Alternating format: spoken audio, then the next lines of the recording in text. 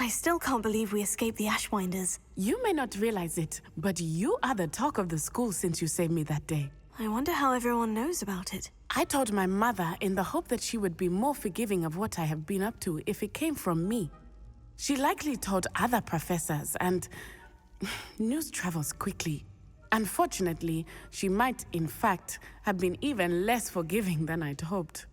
If she knew more about what you've done, I suspect she'd be proud. If she knew any more about what I've done, she would never let me out of her sight again. I'm sorry. Has Officer Singer done anything with the evidence we provided? She has not. Harlow is as strong as ever. Someone needs to stop him, whether it is us or Officer Singer. If someone had stopped the monsters like him in Matabeleland, my father would be alive today. What exactly happened to your father? It was a beautiful day. My mother had gone to tend to a neighbor who was ill, and so my father and I were galloping in the savannah. Galloping? Your father was also an animagus, I take it? He could become the most majestic giraffe, and he would carry me on his back, my arms around his neck. We were on our way home when we surprised a group of bandits who had come from our village. One of them saw me just as he removed a scarf from his face. He shouted and then aimed his rifle. He didn't want you to identify him. Exactly. In an instant, my father bowed his neck to protect me and was hit.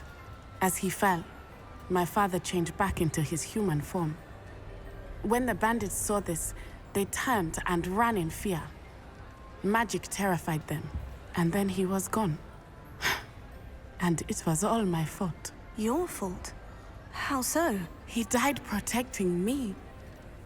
If I had been capable of protecting myself, he would still be alive today.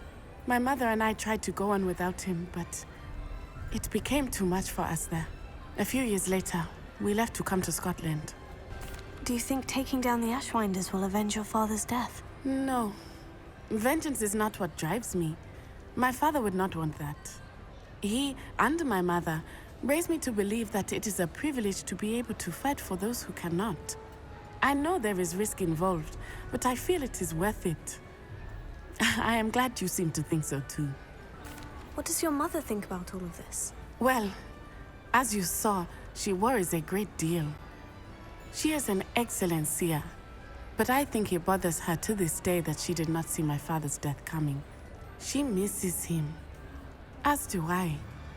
So I believe on some level she understands my need to seek justice in a small way. But that does not mean that she likes it.